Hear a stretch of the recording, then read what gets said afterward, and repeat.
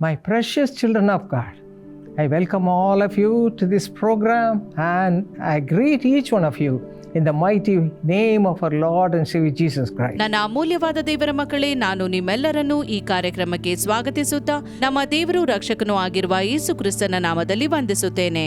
The promised verse which is given to us today is from Zechariah chapter 8 verse 12. ನಮಗೆ ಈ ದಿನ ಕೊಡಲ್ಪಟ್ಟ ವಾಗ್ದಾನ ವಚನವು ಜಕರ್ಯ 8:12 The seed will grow well, the vine will yield its fruit, the ground will produce its crops. ನೆಮ್ಮದಿಯ ಬೆಳೆಯಾಗುವುದು, ದ್ರಾಕ್ಷಾಲತೆಯು ಹಣ್ಣು ಬಿಡುವುದು, ಭೂಮಿಯು ಧಾನ್ಯವನ್ನೀಯುವುದು, ಆಕಾಶವು ಇಬ್ಬನಿಯನ್ನು ಸುರಿಸುವುದು. My children of God, what a great blessing to receive this. ನನ್ನ ಪ್ರಿಯ ದೇವರ ಮಕ್ಕಳೇ, ಇದನ್ನು ಪಡೆಯುವಂತದ್ದು ಎಂತ ದೊಡ್ಡ ಆಶೀರ್ವಾದ.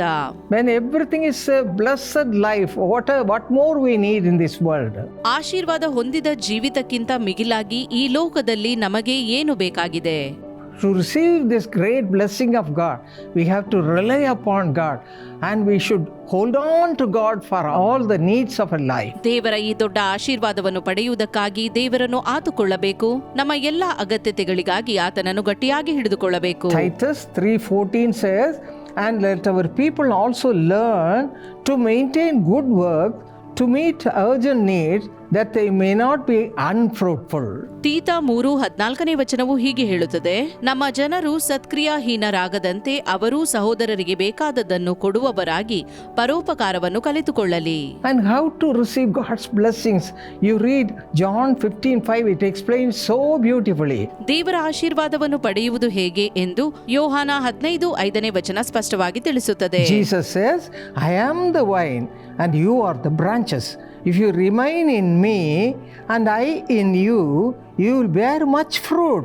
Apart from me, you can do nothing. ಯೇಸು ಇಲ್ಲಿ ಹೀಗೆ ಹೇಳುವುದನ್ನು ನೋಡುತ್ತೇವೆ, ನಾನು ದ್ರಾಕ್ಷಿ ಬಳ್ಳಿ, ನೀವು ಕೊಂಬೆಗಳು. ಒಬ್ಬನು ನನ್ನಲ್ಲಿಯೂ ನಾನು ಅವನಲ್ಲಿಯೂ ನೆಲೆಗೊಂಡಿದ್ದರೆ ಅವನೇ ಬಹಳ ಫಲ ಕೊಡುವನು. ನೀವು ನನ್ನನ್ನು ಬಿಟ್ಟು ಏನೂ ಮಾಡಲಾರಿರಿ. Hebrews 13:15 says like this. ಇಬ್ರಿಯ 13:15 ವಚನವು ಹೀಗೆ ಹೇಳುತ್ತದೆ, Through Jesus, therefore, let us continually offer to God a sacrifice of praise, the fruit of lips that openly profess His name. ಆತನ ಮೂಲಕವಾಗಿಯೇ ದೇವರಿಗೆ ಸ್ತೋತ್ರ ಯಜ್ಞವನ್ನು ಎಡೆಬಿಡದೆ ಸಮರ್ಪಿಸೋಣ.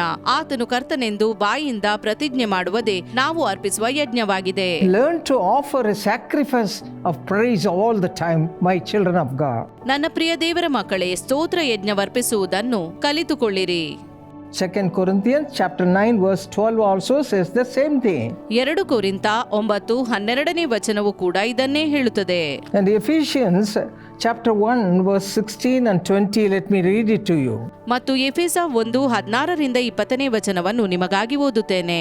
I have not stopped giving thanks for you, remembering you in my prayers. I keep asking that the God of our Lord Jesus Christ, the glorious Father, may give you the spirit of wisdom and revelation, that you may know Him better. Pray that the eyes of your heart may be enlightened, in order that you may know the hope to which He has called in His holy people. ನನ್ನ ಪ್ರಾರ್ಥನೆಗಳಲ್ಲಿ ನಿಮಗೋಸ್ಕರ ವಿಜ್ಞಾಪನೆ ಮಾಡಿ, ನಮ್ಮ ಕರ್ತನಾದ ಯೇಸು ಕ್ರಿಸ್ತನ ದೇವರು, ಪ್ರಭಾವ ಸ್ವರೂಪನಾದ ತಂದೆಯೂ ಆಗಿರುವಾತನು ತನ್ನ ವಿಷಯವಾಗಿ ತಿಳುವಳಿಕೆಯನ್ನು ಕೊಟ್ಟು ಇದುವರೆಗೆ ಗುಪ್ತವಾಗಿದ್ದ ಸತ್ಯಾರ್ಥಗಳನ್ನು ತಿಳುಕೊಳ್ಳುವ ಜ್ಞಾನವುಳ್ಳ ಆತ್ಮವನ್ನು ನಿಮಗೆ ದಯಪಾಲಿಸಬೇಕೆಂದು ಪ್ರಾರ್ಥಿಸುತ್ತೇನೆ. ಆತನು ನಿಮ್ಮ ಮನೋನೇತ್ರಗಳನ್ನು ಬೆಳಗಿಸಿ ಆತನಿಂದ ಕರೆಸಿಕೊಂಡವರು ನಿರೀಕ್ಷಿಸುವ ಪದವಿ ಎಂತದ್ದೆಂಬುದನ್ನು, ದೇವಜನರೆಂಬ ಆತನ ಸ್ವಾಸ್ಥ್ಯದ ಮಹಿಮಾತಿಶಯವು ಎಂತದ್ದೆಂಬುದನ್ನು ತಿಳುಕೊಳ್ಳುವಂತೆ ಅನುಗ್ರಹಿಸಲಿ. Yes, my beloved children of God, we have to praise God from the bottom of our heart for receiving every blessing from Him. ಹೌದು ಪ್ರಿಯ ದೇವ ಸೇವಕರೇ, ದೇವರ ಮಕ್ಕಳೇ, ದೇವರಿಂದ ಹೊಂದಿದ ಎಲ್ಲಾ ಆಶೀರ್ವಾದಗಳಿಗಾಗಿ ಆತನಿಗೆ ಕೃತಜ್ಞತಾ ಸ್ತುತಿ ಮಾಡಬೇಕು. 1 Thessalonians 5:18 also says the same thing. 1 Thessalonica 5:18 ಕೂಡ ಇದನ್ನೇ ಹೇಳುತ್ತದೆ. By doing this, by praising God at all times for all His blessings, we receive a life which is full of God's abundant blessing. ಎಲ್ಲಾದರಲ್ಲಿಯೂ ನೀವು ಎಲ್ಲಾ ಆಶೀರ್ವಾದಗಳಿಗಾಗಿ ದೇವರಿಗೆ ಕೃತಜ್ಞತಾ ಸ್ತುತಿ ಮಾಡುವಾಗ ದೇವರಿಂದ ಆಶೀರ್ವಾದ ಹೊಂದಿದ ಜೀವಿತ ಪಡೆಯುತ್ತೇವೆ. And also the peace and joy of the Lord will fill us every time we give him thanksgiving. ನಾವು ದೇವರಿಗೆ ಕೃತಜ್ಞತಾ ಸ್ತುತಿ ಮಾಡುವಾಗ ಆತನು ನಮ್ಮನ್ನು ಸಂತೋಷ ಶಾಂತಿಯಿಂದ ತುಂಬುತ್ತಾನೆ. My friends, let us give our lives to God. ಸ್ನೇಹಿತರೆ, ನಮ್ಮ ಜೀವಿತವನ್ನು ದೇವರಿಗೆ ಒಪ್ಪಿಸುವ. Remember the things that we have received from him. ಆತನಿಂದ ಹೊಂದಿದವುಗಳನ್ನು ನೆನಪಿಸಿಕೊಳ್ಳುವ. And even now let us thank God for his mercy. ಆತನ ಕರುಣೆಗಾಗಿ ಬೇಡಿಕೊಳ್ಳುವ. Shall we pray? ನಾವು ಪ್ರಾರ್ಥಿಸುವ. Our precious heavenly Father, ಅಮೂಲ್ಯವಾದ ಸ್ವರ್ಗೀಯ ತಂದೆಯೇ, thank you Lord for all the blessings you have already given to us, Father. ನಮಗೆ ಈಗಾಗಲೇ ಕೊಟ್ಟಿರುವ ಎಲ್ಲಾ ಆಶೀರ್ವಾದಗಳಿಗಾಗಿ ಸ್ತೋತ್ರ. Thank you Lord for all your goodness and mercy. ನಿನ್ನ ಕರುಣೆಗಾಗಿ ಶುಭಕ್ಕಾಗಿ ಸ್ತೋತ್ರ. Even now your people may be asking so many blessings from you, O Father. ತಂದೆಯೇ, ನಿನ್ನ ಜನರು ಅನೇಕ ಆಶೀರ್ವಾದಗಳನ್ನು ಬೇಡಿಕೊಳ್ಳುತ್ತಿರಬಹುದು. Supply all their needs. ಅವರ ಅಗತ್ಯಗಳನ್ನು ಪೂರೈಸು. Let them be blessed abundantly. ಅವರು ಹೇರಳವಾಗಿ ಆಶೀರ್ವದಿಸಲ್ಪಡಲಿ. In Jesus' name we pray. ಯೇಸುವಿನ ನಾಮದಲ್ಲಿ ಬೇಡಿದ್ದೇವೆ. Amen. Amen. My friends, are you looking for a beautiful partner in your life? ನನ್ನ ಸ್ನೇಹಿತರೆ, ಸುಂದರವಾದ ಜೀವನ ಸಂಗಾತಿ ನಿಮ್ಮ ಜೀವಿತದಲ್ಲಿ ಹುಡುಕುತ್ತಿದ್ದೀರೋ? God is ready to give you a partner beautiful both inside and outside. ದೇವರು ಇಬ್ಬರಿಗೂ ಹೊರಗಡೆ ಮತ್ತು ಒಳಗಡೆ ಸುಂದರ ಜೀವನ ಸಂಗಾತಿ ಕೊಡಲು ಬಯಸುತ್ತಾರೆ.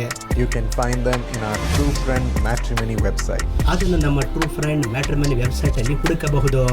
The perfect match from the background of your choice and a godly person is found there. ಹಿನ್ನೆಲೆಗನುಸಾರವಾದ ನಿಮ್ಮ ಆಯ್ಕೆಯ ಪರಿಪೂರ್ಣ ಸಂಗಾತಿ, ದೇವ ಭಯಭಕ್ತಿ ಉಳ್ಳ ಸಂಗಾತಿಯನ್ನು ಅಲ್ಲಿ ಕಾಣುವಿರಿ. Contact True Friend Matrimony website today. ಹಿಂದೆ ಟ್ರೂ ಫ್ರೆಂಡ್ ಮ್ಯಾಟ್ರಿಮನಿ ವೆಬ್ಸೈಟ್ ಅನ್ನು ಸಂಪರ್ಕ ಮಾಡಿರಿ. ಬ್ರದರ್ ಭಾಸ್ಕರ್ ಮತ್ತು ಸಿಸ್ಟರ್ ಜಯಕುಮಾರಿ, ನಿಮಗೆ 40ನೇ ವರ್ಷದ ಮದುವೆಯ ವಾರ್ಷಿಕೋತ್ಸವದ ಶುಭಾಶಯಗಳು, ಅಭಿನಂದನೆಗಳು. ದೇವರಿಗೆ ಸ್ತೋತ್ರ.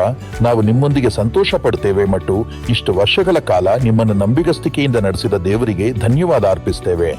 ಯೆಶಾಯ 61 ಅಧ್ಯಾಯ 7 ಪ್ರಕಾರ ದೇವರು ನಿಮ್ಮನ್ನು ಆಶೀರ್ವದಿಸಲಿ. ನೀವು 2 ಪಾಲನ್ನು ಹೊಂದುವಿರಿ ಮತ್ತು ಶಾಶ್ವತವಾದ ಆನಂದವು ನಿಮ್ಮದಾಗುವುದು. ತಂದೆಯೇ, ಸಹೋದರ ಭಾಸ್ಕರ್ ಮತ್ತು ಸಹೋದರಿ ಜಯಕುಮಾರಿಯವರನ್ನು ಆತ್ಮಿಕ ಆಶೀರ್ವಾದಗಳು, ಉತ್ತಮ ಆರೋಗ್ಯ ಮತ್ತು ದೈವಿಕ ಆನಂದ ಹಾಗೂ ಶಾಂತಿಯಿಂದ ಎಲ್ಲ ರೀತಿಯಲ್ಲೂ ಆಶೀರ್ವದಿಸು. ಕರ್ತನೆ, ಭಾಗ್ಯ, ಜೆಸಿಕಾ ಸೌಮ್ಯಪ್ರಿಯ ಕುಟುಂಬದಲ್ಲಿ ಆಶೀರ್ವಾದಗಳನ್ನು ಹೊಂದಲಿ ಮತ್ತು ಎಲಿಜಬೆತ್ ಗರ್ಭಧರಿಸಿ ಮಗುವನ್ನು ಪಡೆಯಲಿ ಮತ್ತು ಇಮಾನ್ಯುಯೇಲ್ ಸಮೃದ್ಧಿ ಹೊಂದಲಿ. ಜೋಯಲ್ ಭಾಸ್ಕರ್ ಅವರಿಗೆ ಜ್ಞಾನ, ಉತ್ತಮ ಕೆಲಸ ಮತ್ತು ಎಲ್ಲದರಲ್ಲೂ ಶ್ರೇಷ್ಠತೆ ಸಿಗಲಿ. ಯೇಸುವಿನ ನಾಮದಲ್ಲಿ ಆಮೇನ್.